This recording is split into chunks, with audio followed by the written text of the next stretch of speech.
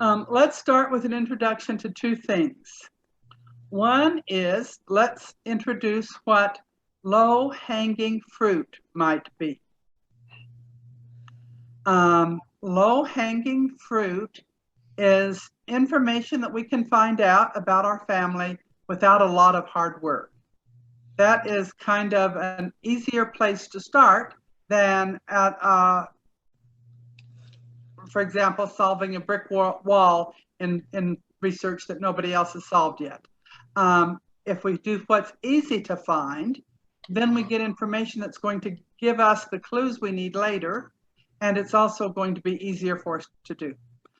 Several of my grandchildren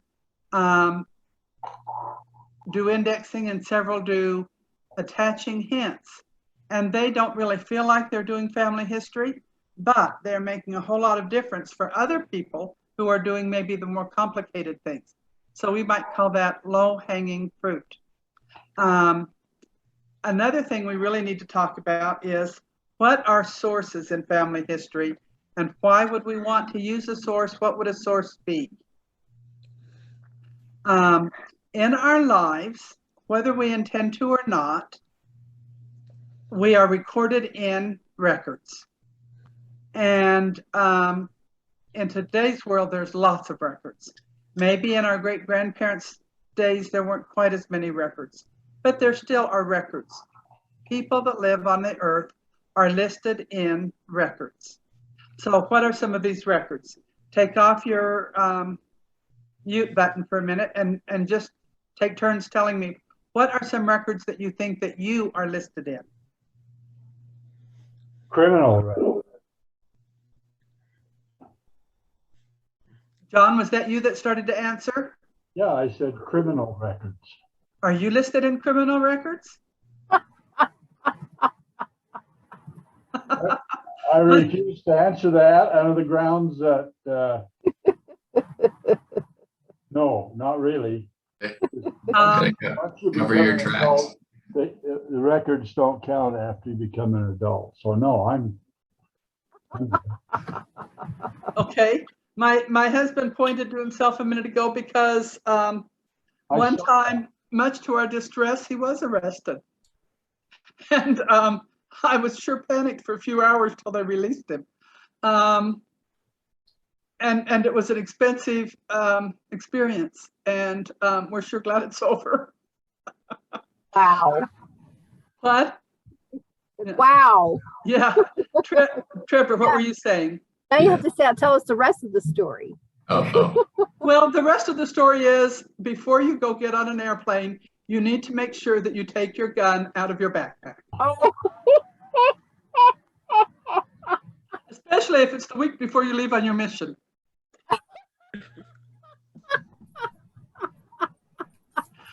You have no idea how many years it had to pass before we got to the point where I could even discuss that to that extent. Very upsetting day. Trevor. Oh, you had one. Oh, Grandpa said birth records. Birth records. How many of us are listed in birth records? Everyone. Okay. Again, in our family, my husband's birth record might be different than the rest of yours because his birth record was not created until a year and a half after we were married. And the reason for that is whenever there's an adoption, a new birth certificate is made. And he wasn't adopted until a year and a half after we were married.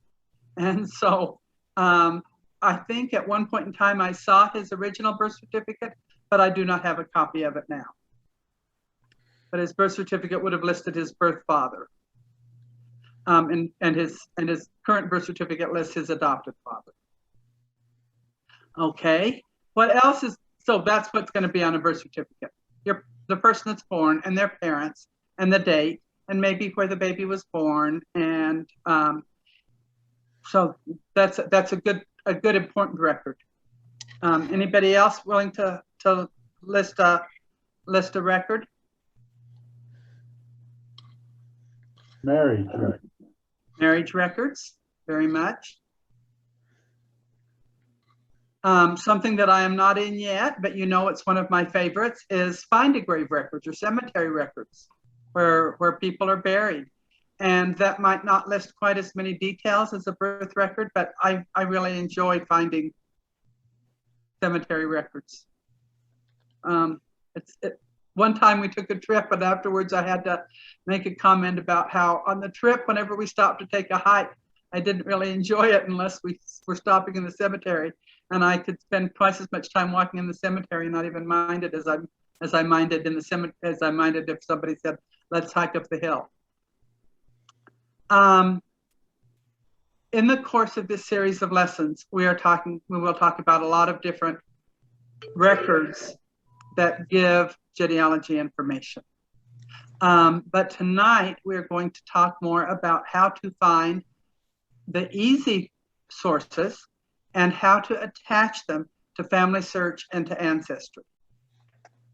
So just as I was preparing for this lesson, my father was the first place I started. So I'm going to share my screen and show you what my father's record looks like in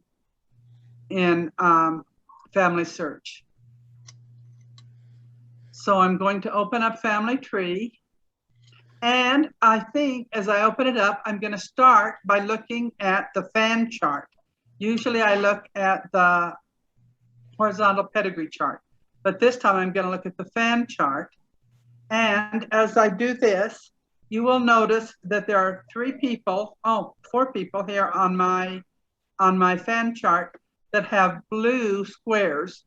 Now that is because I looked at the fan chart and then I clicked on the word Research Helps. And when I clicked on the word Research Helps, it lists these people. Now, let me just click on Catherine Ann Van Dyke and show you what's on her page on Family Search. Over here, there's a little blue icon and her name, and it says that she's listed in Illinois marriage records. So if I go to Catherine Ann Van Dyke and click on that little blue hint, it will give me more information. And it will say that she's a female and she's marrying Lorenzo Dow Wade. She's in the record of, it doesn't tell me that this is the county clerk's office, but I can kind of guess it. Illinois marriages, 1815 to 1935. So it says again that Lorenzo D. Wade is there. He's getting married on September 1st, 1839 in Jasper County, Illinois. That he's a male. He is marrying Catherine Ann. Now this says Candike. I think if we look at the record, we will see that the indexer had trouble figuring out the letter and decided it was a C. That she's a female. And that this is what the image looks like. And so I can look at the image itself. And I'm going to enlarge it to be able to look at it more. And there are 3 marriages or 5 marriages or something on this page. My husband says he still can't read it. I can't either. And it's this one right here. And so it says, this is in the book with the name that I already read. And it tells me that in the church's film vault, this is the number of the film. So, state of Illinois, Jasper County, the minister writes that he did have the authority, and so he did marry on the 1st day of September, 1839, in marriage, Lorenzo D. Wade and Catherine Ann Van Dyke. Now, you can see how the C is written, and you can see how the V is written. And you can kind of think that maybe the bottom half of the C is the same. But as you look closely, you can tell that that's a V. And it does not tell us any witnesses. It doesn't tell us any parents, but it does give us the information that they're married. So that is an important record to have a copy of. And so all I had to do to find that marriage record was click on that blue hint.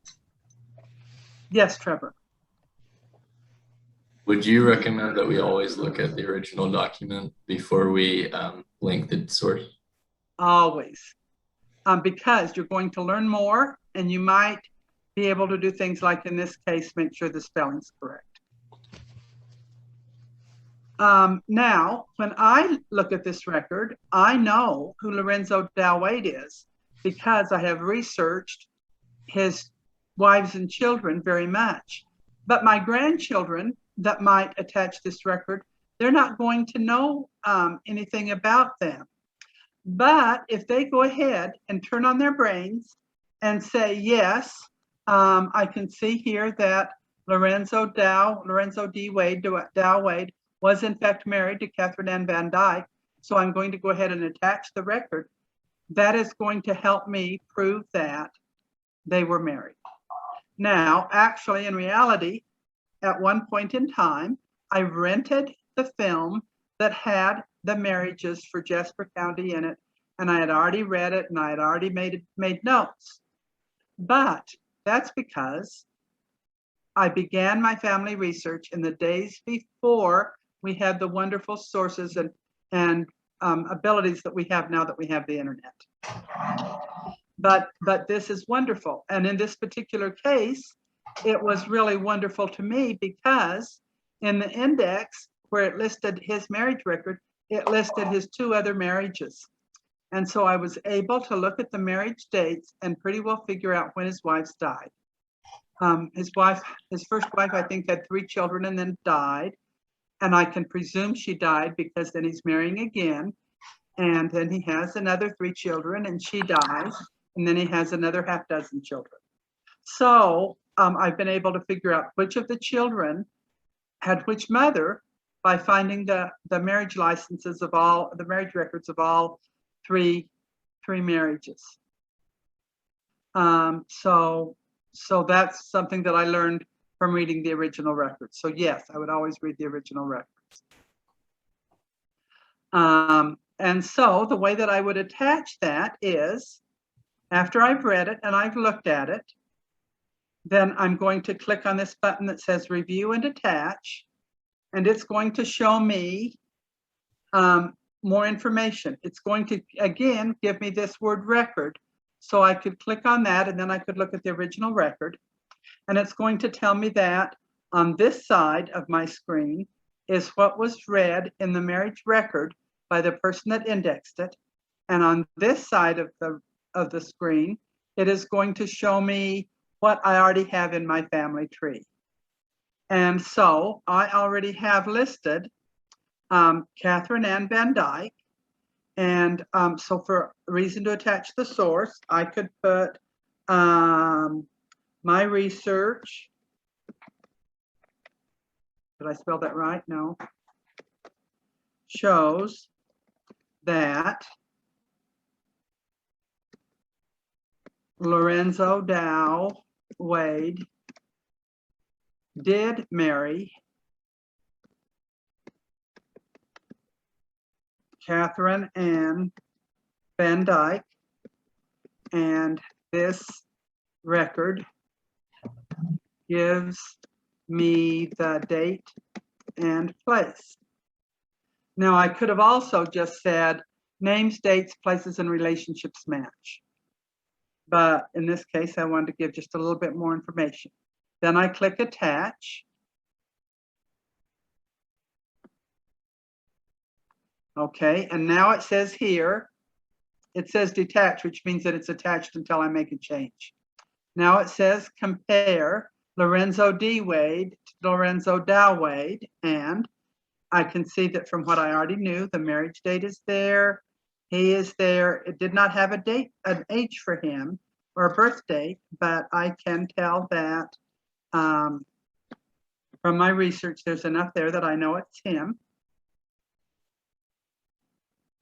And this is kind of nice. It gives me the option that if I didn't already have the marriage date here, it would give me the option to add it that quickly. Since I already know it, I don't have to add it. And then it automatically pulled up the reason I gave before. So I will leave that the way it is, and I will put attach. Now, because I did that, if I go to either Catherine Ann Van Dyke's page in Family Tree or Lorenzo Dow Wade's, and I look under sources, I will find the marriage record. Now, look at this. You can see that I added information about it before. But if I hadn't, that would be very critical information. So my hunting down on that hint and attaching it, added it to Catherine Ann Van Dyke. It also adds it to Lorenzo Dow Wade. So with just that much work, I was able to get this very critical bit of marriage information on both of those pages, on both Lorenzo's page and on Catherine Ann Van Dyke's page. So that's the beauty of the computer working with us. There is another source that you can find records that need to be searched. When you open up Family Search the very first time, it's going to give you, if you don't go directly to your tree, it's going to give you this page, and it is going to list here all of the people that show up in my family tree. And if they're green, it's temple work that needs to be done. If I do show more, I'm somewhere going to down here, going to find hints that needed to be added or looked at and attached. Now, I tend not to have as many of those in my family anymore because of my grandchildren. They're mostly young adults who say, oh, I don't really want to take time right now to research and to learn how to do all that, but I want to be involved. And so they attach hints. So that is very good. Now, as I researched and practiced to get ready for this lesson, I looked up my dad.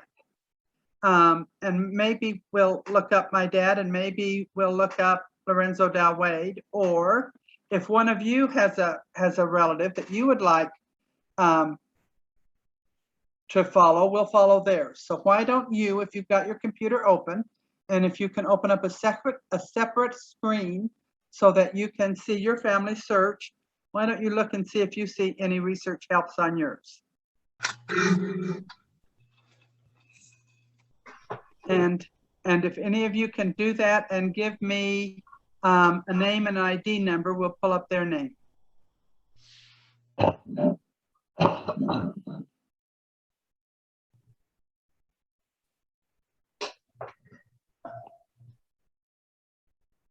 Okay.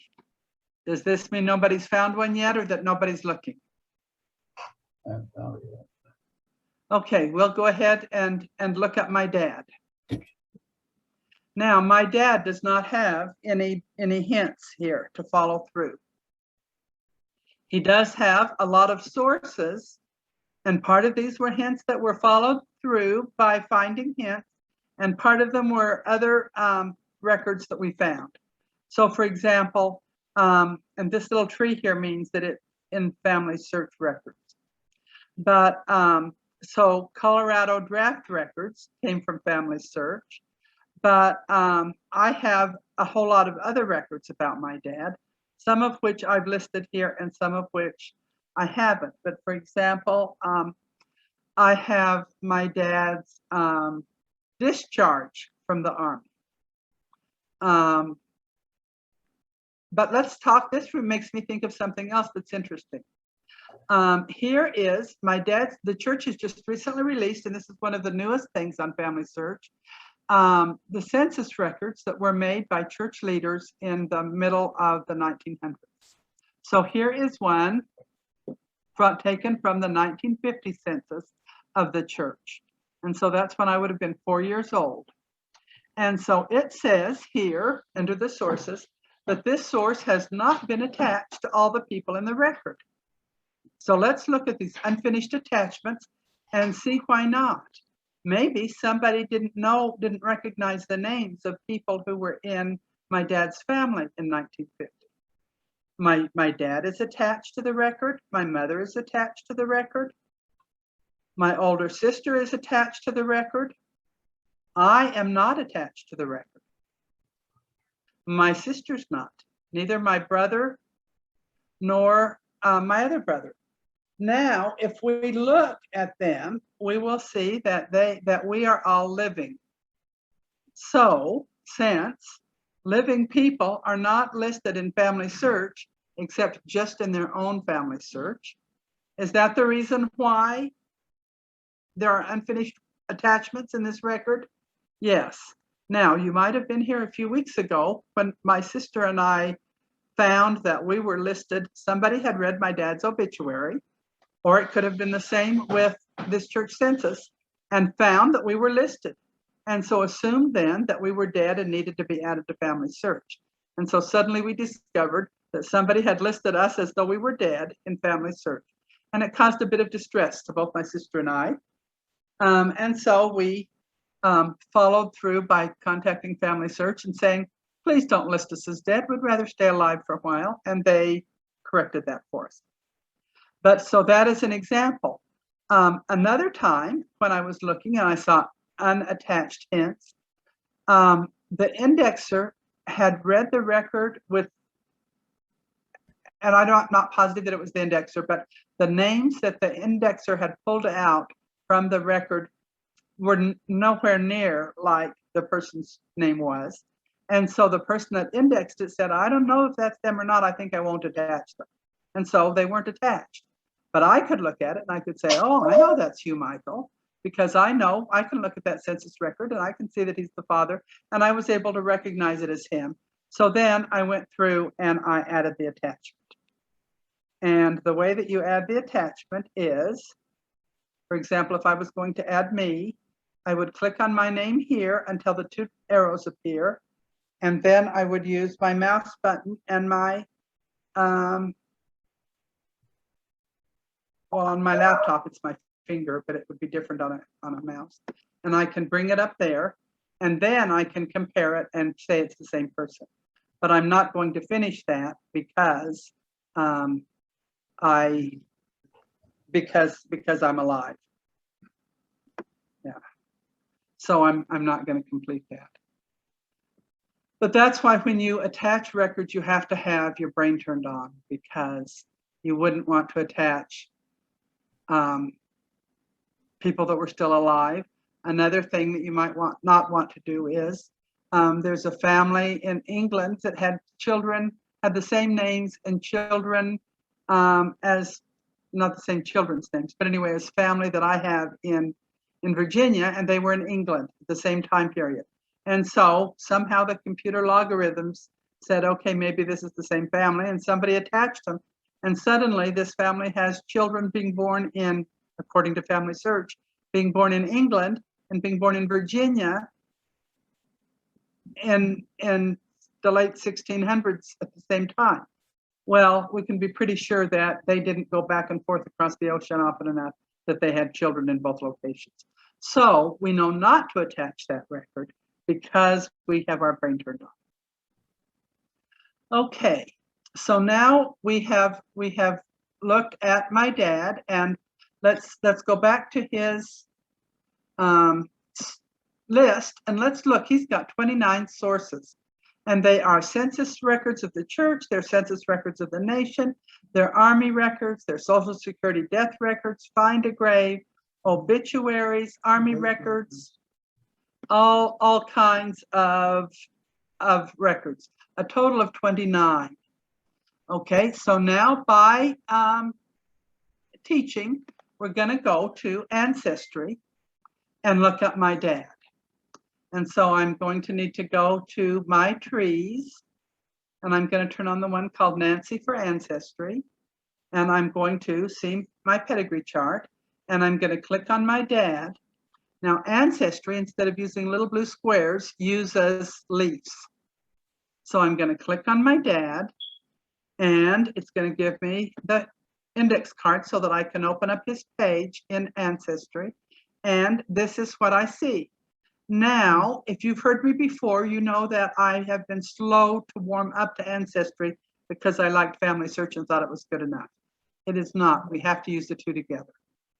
Now, so when I open up my page, his page on Ancestry, I see that he's connected to Family Search because I have that little Family Search thing. And then it lists the sources that he has in Ancestry. The sources that he has in Ancestry is a GEDCOM file I submitted years ago, the Social Security Death Index, and the US city directories. And that is all that he has for sources in Ancestry. And he had how many in Family Search? 23? So if somebody is looking at my dad and wants to see if they can get information based on what somebody else already knows, they're going to think we don't know very much about my dad. But I can see this. Here I'm on the facts page of my dad. In Family Search, I would be on the details page. So let's look at the hints on my dad that are listed on my dad. Okay, the first one is 3 other people have my dad listed in their Ancestry member trees. Now I've looked them up, and they're my grandchildren that have done that. So I think that when you take a class at BYU Idaho or BYU in family history, one of the things you do is make sure you've got your family, that you open an account at Ancestry. And here's a couple of pictures added by different family people. But if I go down far enough, I'm going to find other things. So this has Find a Grave and lots of other sources. Now I'm going to want to compare and see exactly what is the difference between what Family Search and what Ancestry say about my dad. So I'm going to click on this Family Search tree, and it says I have to re-sign in. And this makes me a little nervous because I might have changed my sign in for Family Search, and it's not asking me to. That page isn't showing, so I'm thinking I'm fine. So I'm going to click on this tree, and I'm going to do compare the person on Family Search. Now this is going to give me a list of, on this side of the screen, it is going to tell me what I know about my dad from Family Search. And on this side, it's going to tell me what I know about my dad from Ancestry. Okay, so now I'm going to want to compare step by step on the 2 different places and see if the information matches. Okay, so his name was the same, his gender's the same, his birth date's the same, his death date's the same, his burial place is the same. Okay, so my husband just pointed out, Family Search doesn't say Provo. Yeah. But Ancestry does. So I'm going to put a click on that because I'm going to want that information on both the correct, I'm going to want to list Provo on both things. And they always like me to give a reason. So I could use death certificate. I could use a bunch of other things. Charles is saying I ought to use personal knowledge. The reason that I ought to use personal knowledge is because I was sitting beside him holding his hand when he died.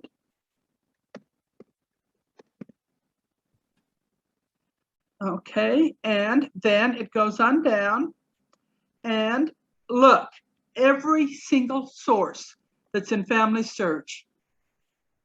Oh dear, what is this? Every single source that in Family Search is listed here. Well, I think that I would kind of like to make quick work of this. So I'm going to put a check mark on that source. And I already looked at these sources before, as I was preparing for the lesson. So I already know that each of these sources is valid. So I can click on that. And the same with this church census. And the same with, whoops, I'm going too fast.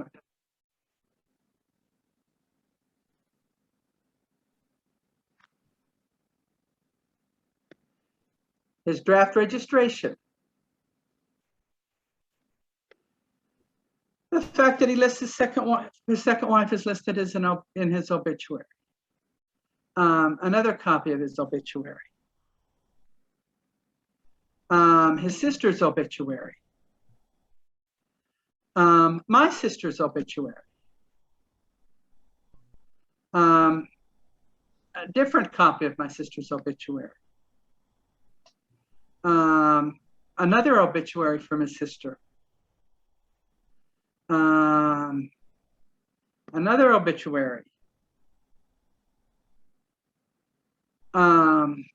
This says it's a public record, it is in fact a census.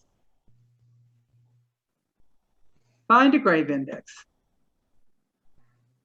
Thanks for putting up with me as I go down all this list. Social Security death index. And another record to the census.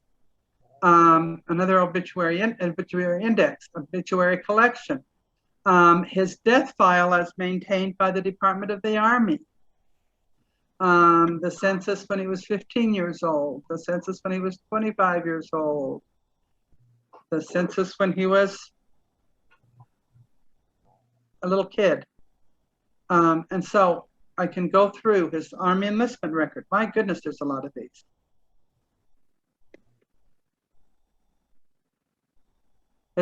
My parents' marriage record.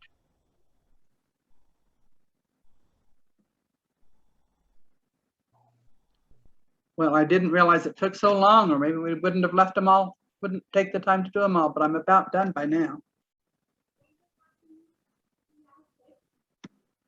Okay, that's the end of all of the sources that are listed in Family Search.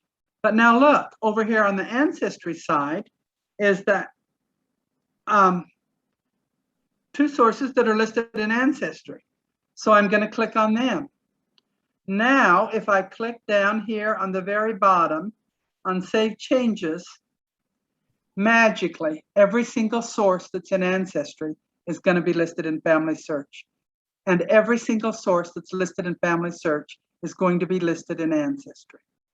Now, I happen to think that that's one of the reasons why we have computers in the world today. But see, there they all are listed now. So now, anytime somebody wants to look in Ancestry about my father, they're going to find out a whole lot about it. And so that is absolutely wonderful, but we can do that.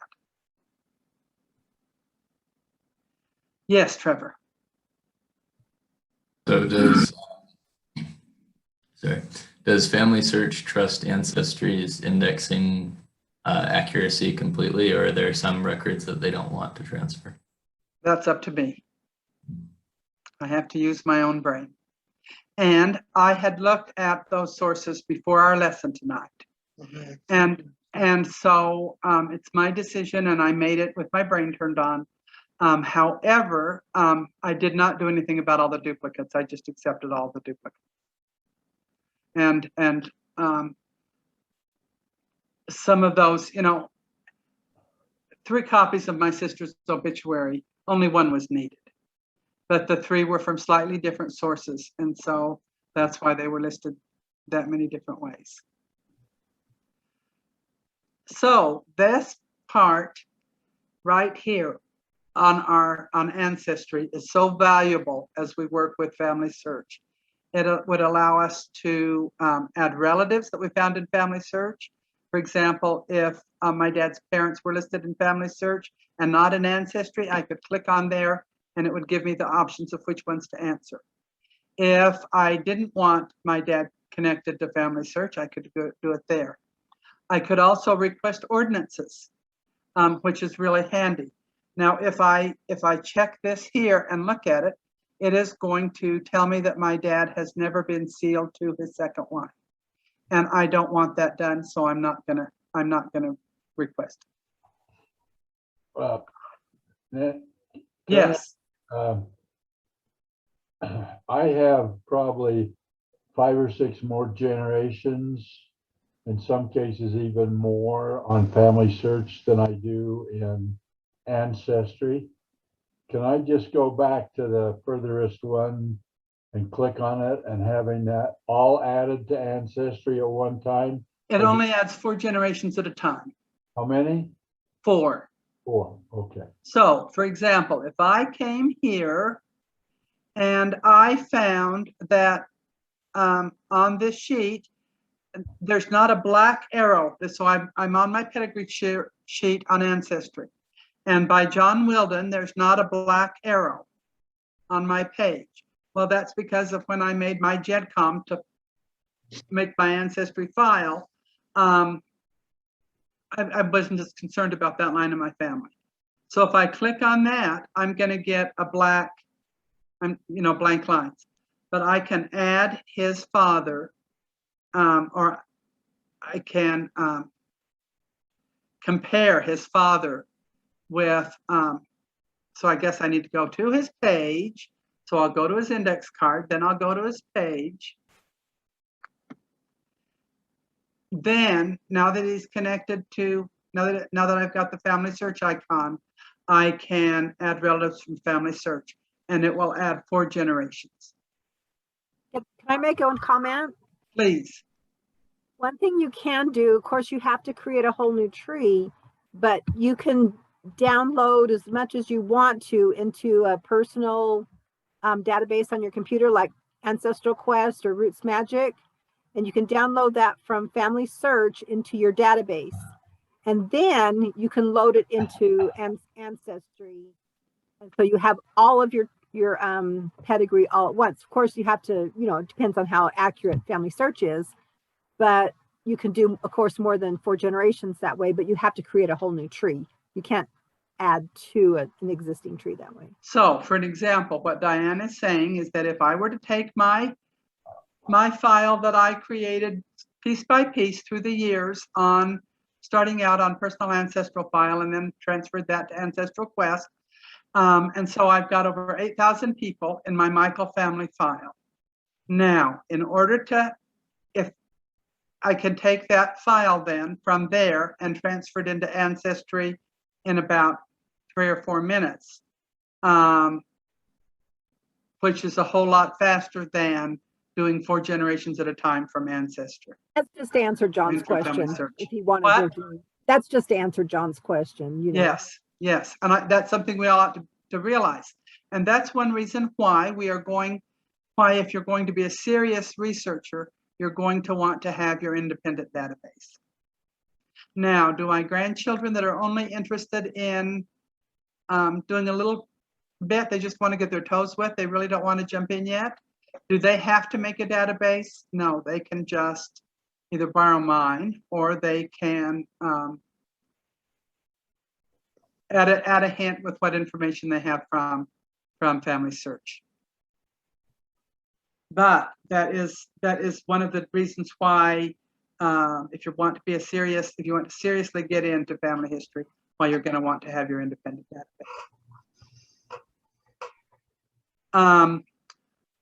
I think I want to talk a little bit more about sources. So let me see if I've got my What about adding it to somebody else's tree? I have a cousin, or Janie has a cousin, and he's done a little bit of Family Search, or he's done a little bit of family history on Ancestry, but he's only gone about two or three generations back. Can I take some from my tree and add to his to help him complete his? You cannot you see, this is the difference between Ancestry and Family Search. Family Search is a shared tree, which means everybody can see everybody on everybody's tree, and everybody can add changes if they want to.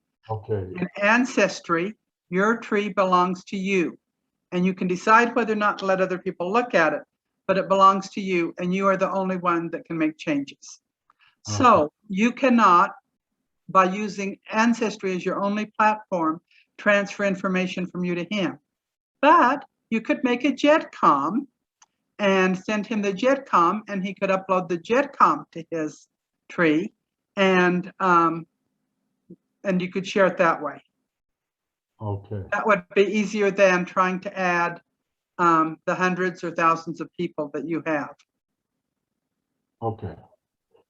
So Yeah, see, that's one of the things that people that like having a private tree like Ancestry, and they'll argue about why that's better, and people that prefer the shared tree will argue about why that's better on Family Search.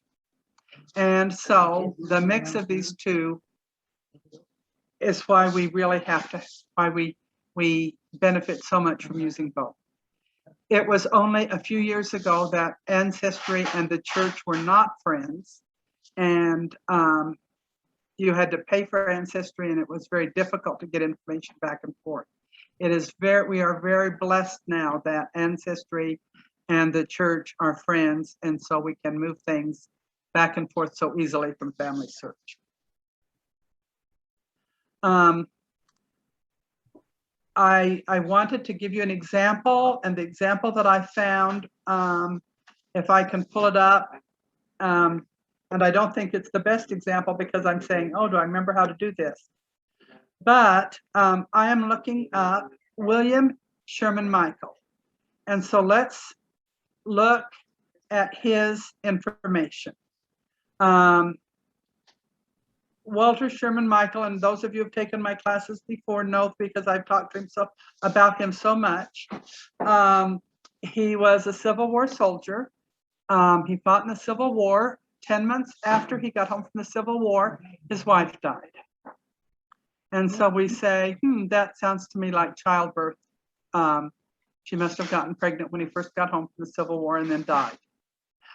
Then he married again. He married my ancestress, Lily Wade, and they got married in March. She had a baby the middle of December, and she died New Year's Day, which left him with one baby and no wife.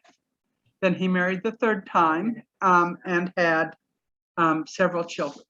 And so that's, one of the families that I've researched a lot and care a lot about. So if I click here, I get the list of his children.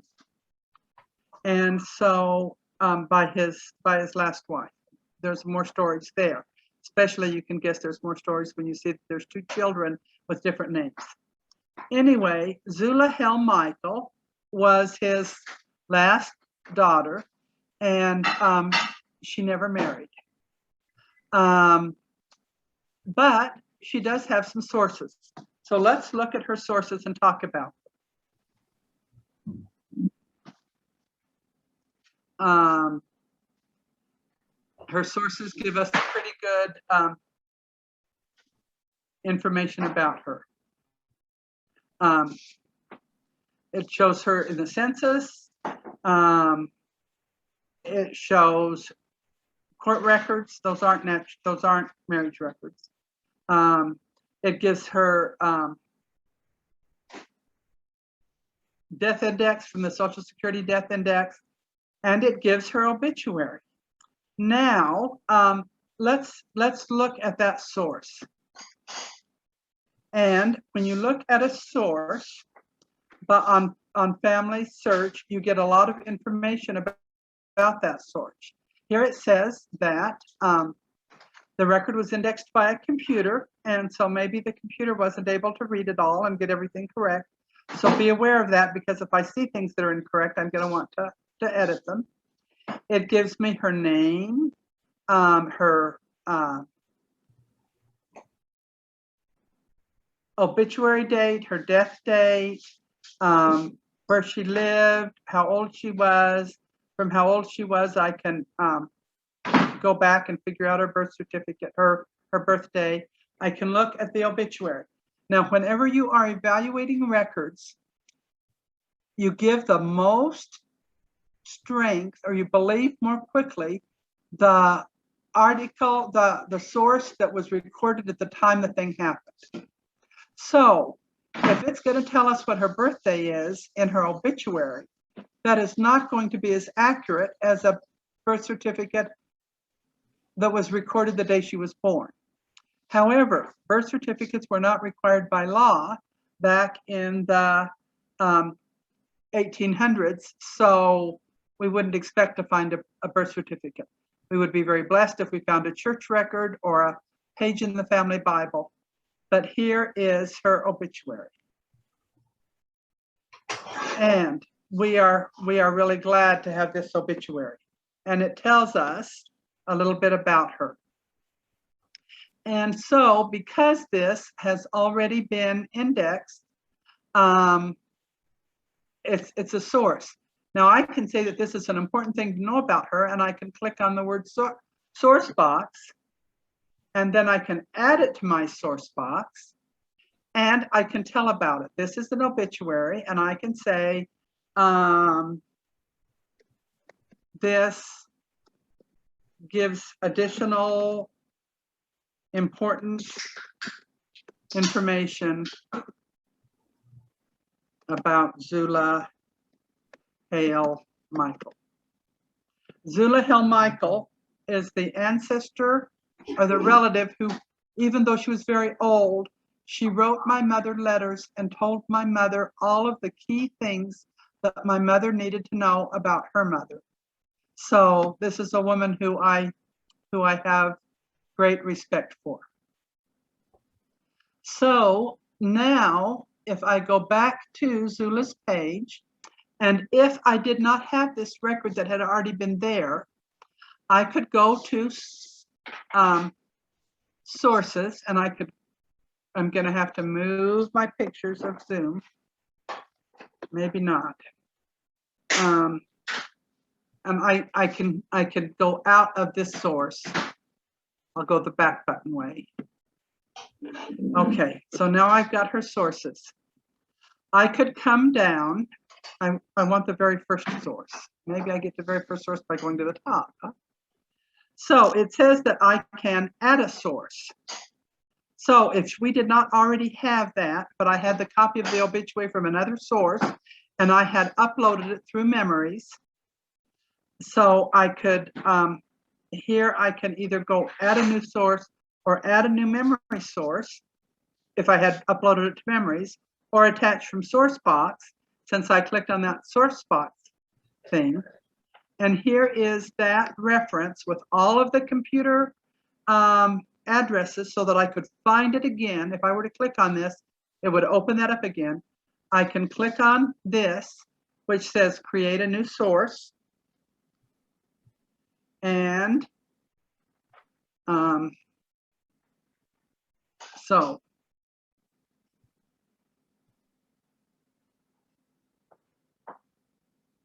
okay. If I come back over underneath the pictures, I can click attach. And when I click attach, then I can give the reasons, and I say attach. And now this shows up on Zula's page. So if I had a copy of a obituary that somebody had cut out of a newspaper and given to me, I could use that method to add it to Family Search. So when you have, so you can add any kind of a record from Family Search from any kind of a location. Now, if when I got to her page, if I had said add a new source and I had not said take it from, I just said I wanted to add a new source and I had not said to take it from a source box, then I would need to fill in this form. I'd need to put the date of the source, where I found it. If it's on the internet, I want to put the URL number of the source, how I found it, what was in it, and then click save, and then it is going to be added to her record from then on. So there's all kinds of ways that they have thought of to help us to add records about people, whether we find the records on Ancestry, on Family Search, through a hint, through something we found in our scrapbook, through something somebody told us in person. We can add all of those kinds of information to get sources on people. We want our genealogy to be proven and believable, and it's the sources that help us be able to do that. Also, sometimes it's a really good idea to put a collaboration and give an explanation of something. Now, Charles is telling me that my time is over, but I want to go back to Zula Hale's details because I want to go to her father's record. And that's a quick way to get to her father's record, is to go down to her. These are her parents and their children. And so here we have Laura Gilmore and Marshall Gilmore. And I know that even though other people have listed them as being his children, they are not. And I don't have a minute here to explain the reason why, but I have the research to prove that they are not the children. But the reason they're listed as the children is somebody messed up the pages in the book, in the census book, so they're not in order. So since William S. Michael and Catherine Hayes are at the bottom of the page, if you turn the page, it lists these two children. So people might, so it makes it look like they're the two children of the people on the previous page, except that the pages are out of order. So I've explained all of that. And I could go to Marshall Gilmore and I could list that I wanted to add a source for him. In fact, I think I should do this. I thought of this today. The source I should add to him is William S. Michael's Army pension request. Because when his wife decided they wanted a pension from him being a Civil War soldier, one of the things he had to do was list all of his children and all of his wives. And these two people are not listed as his children. So I could use that as an additional source to prove that this was a mistake in the record. And by doing that, it would help other people take me serious when I say, no, these are wrong. Okay. Any questions from what we talked about? Is there anything I didn't cover, Diane, that you thought of? Oh, Nancy should say this. Always. Pardon? You did great as always. Just before I forget, though, I know this is off the subject. Oh, next week. Oh, wait, did you want to say something first? No, I said good. I'm glad you remembered that because I forgot. Next Sunday, we're going to try and get it on Zoom, but we're going to have in person at the Family History Center for staff. So we can go over, again, the scanner and go over family search. We're going to do a lot of different things like that. You guys are welcome to come if you're not staff, but we won't have it like normal classes. We're going to try and we'll see if we can get it on Zoom so you can hear it at the same time, but it's going to be a lot of hands-on stuff. So it may not be helpful on Zoom, but, you know, please feel welcome to come on down to the Family History Center. You know, you can learn that stuff just as well as the staff can. And it'll be beneficial because we're really trying to get our staff trained so they can help other people. So and any new staff should come and play around. You should learn how to find a stapler and where to find paper and how to make a copy and how to tell the printer. We're going to discuss a little bit more tonight in our meeting about how we'll organize that. But yeah, we're going to go over all that kind of stuff as well as family search. We may even rotate and do things. I don't know what, but it should be really valuable for you personally to learn something. So I feel confident we can do it on Zoom as well. It's just that they may not see too much if we're going to have people all doing their own thing at the same time. But yeah, the screen will be pretty stationary, but we can do that. Okay. Nina, can you say our closing prayer, please? Okay. All right. Our Father in heaven, we're so thankful for this time that we've had to share together to learn more about family history and to help our ancestors. Please help us to have a good evening and help us have thy spirit with us and be able to understand all that we need to do to help bring our ancestors out We ask this, it be thy will. In the name of Jesus Christ. Amen. Amen. Thank you, Amen. Nina. You're welcome. Thank you, Rick. Glad you're here too. And both of you Buxtons, and John, and Diane. And I'm glad to be back. I had a wonderful trip up. Marilyn. Is Marilyn still on? Marilyn, even though she can't talk to us, she's a jewel. She sends me these awesome quotes every Sunday that are just so inspired. Oh, good. And Helen's here too. And Metzger. Oh, Angel, yes. I think Angel. Yeah, it's me, not Ben.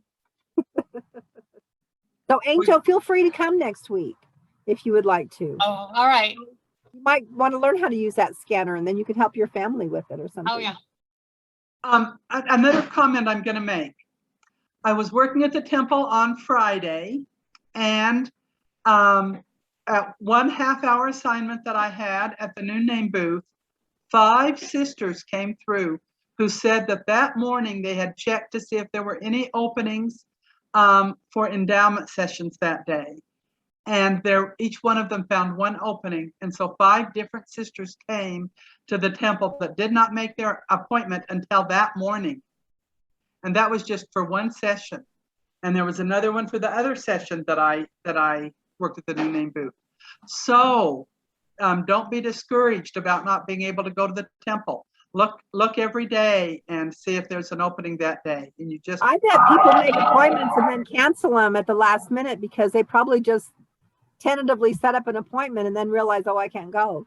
So yeah, I would check exactly right away. what's happening. It is. And the sessions are limited to 32 people. I think maybe there's exceptions made to that when it's a live endowment. But we have not had 32 people in every session. There have been sessions without 32 people. So don't be discouraged by the fact that the first time you look, there's no openings. Try that morning and see if there's some that very day. Okay. Gee, it's good to see you all again. Yeah, same here. Thank you so much. That was very informative. Yeah, thanks. Good. Now go practice. Yes, we will. Okay. Okay. Very good. Bye. Bye, all.